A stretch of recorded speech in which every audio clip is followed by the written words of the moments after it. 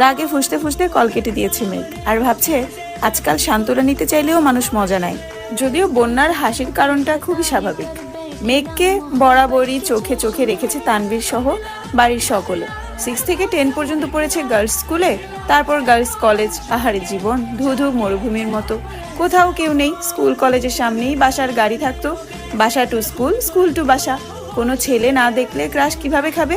বোধ শক্তি হওয়ার পর মেঘ মনে হয় 2-3টা বিয়ে খেয়েছে কাজিনদের, যাকে বলে নামের বিয়ে খাওয়া। তানভীরের ভয়ে বিয়ে বাড়ির এক কোণে বসে থাকতো মেঘ।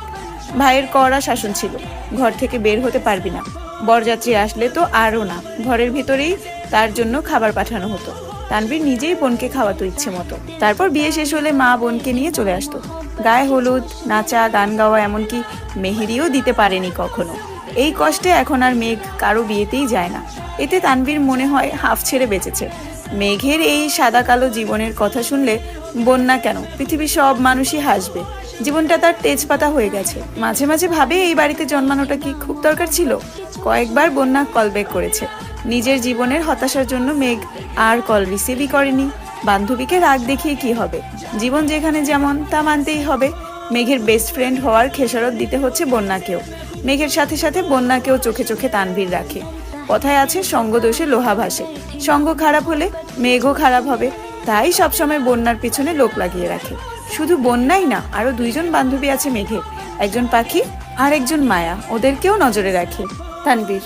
বোনকে সব দিক থেকে প্রোটেক্ট করাই যেন তার প্রথম এবং প্রধান কাজ। আবির বিকাল থেকে ঘুমাচ্ছে।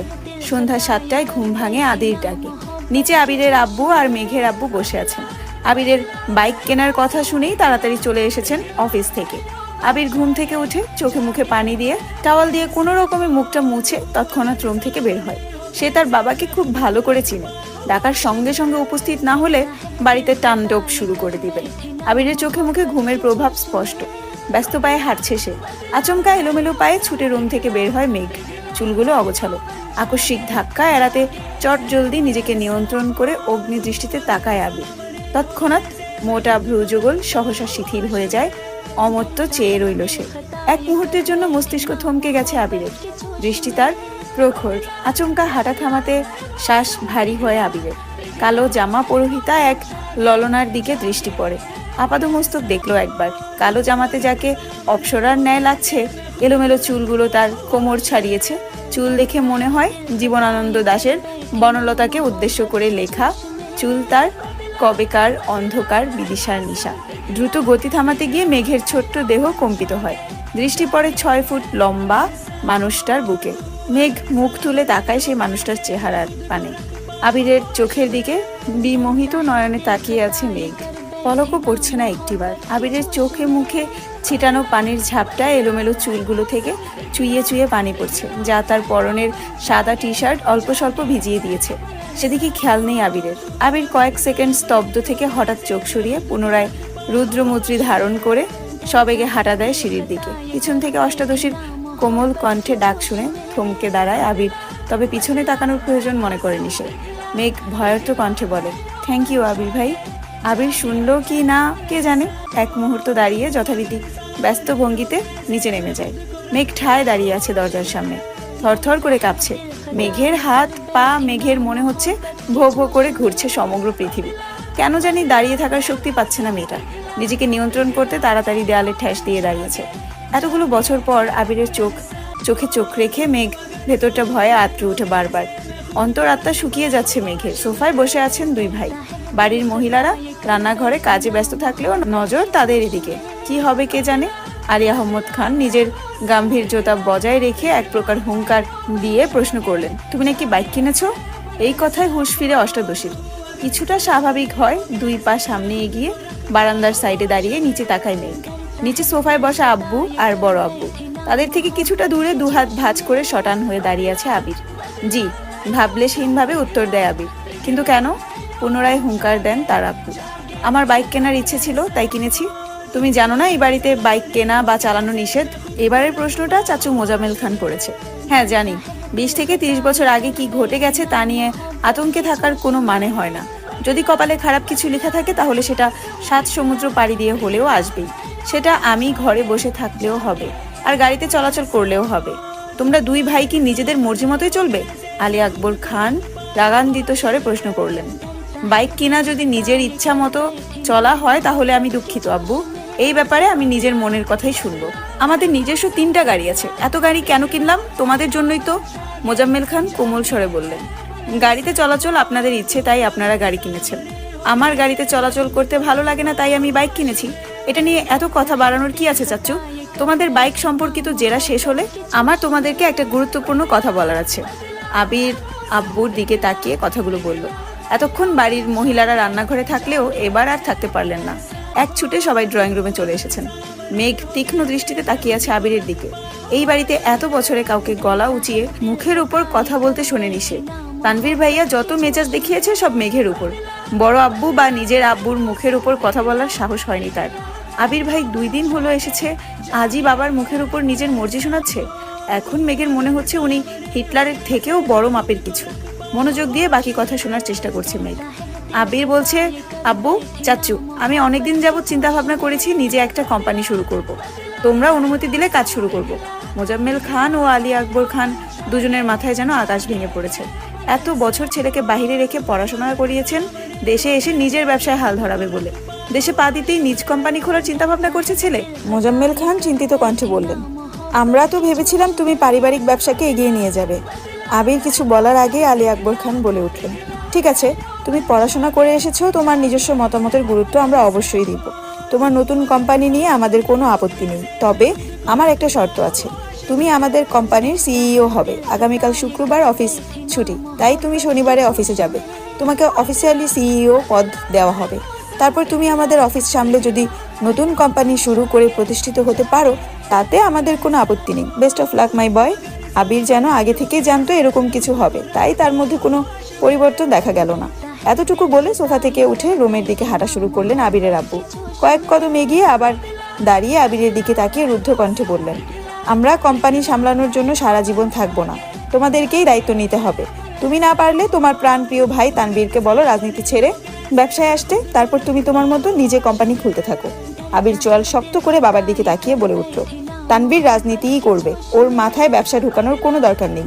শনিবারেই অফিসে আসবো আমি একাই সব সামলাতে পারবো। তোমরা দয়া করে তানবীরকে মুক্তি দাও, নিজের মতো করে রাজনীতিটা করতে দাও ওকে। তোমার শর্ত যেমন আমি মেনে নিয়েছি, তোমাদেরকেও আমার একটা শর্ত মানতে হবে। সেটা হলো আমি আমার মন মতো কাজ করব। আমার যখন যেখানে প্রয়োজন হবে নিজের কাজ গুছিয়ে আমি চলে যাব, তখন আমাকে কোনো প্রকার বাধা দিতে পারবে না কেউ। দরকার হলে 2 অফিসের কাজ শেষ করে আমি রাত 12টায় বা 2টায় বাসায় ফিরবো, এমনকি নাও ফিরতে পারি, এতে তোমাদের যেন মাথা ব্যথা না হয়। একদমে কথাগুলো বলে কোনো দিকে না তাকিয়ে দ্রুত পায়ে বাসা থেকে বের হয়ে যায় আবির। আলী আহমদ খান কয়েক মুহূর্ত দাঁড়িয়ে কোনো কথা না বলে রুমের দিকে হাঁটা দেন। পিনপতন নীরবতা বাড়িতে। সোফায় বসে আছেন মোজাম্মেল খান। কাছেই 3 যা একজন আরেকজনের দিকে তাকাচ্ছে বারবার। তাদের আবিরের প্রতি পূর্ণ বিশ্বাস আছে, কিন্তু সমস্যা হচ্ছে বাহিরের দুনিয়া সামলাতে গিয়ে নিজের প্রতি না যত্নহীন হয়ে পড়ে ছেলেটা, এটাই তাদের চিন্তার বিষয়।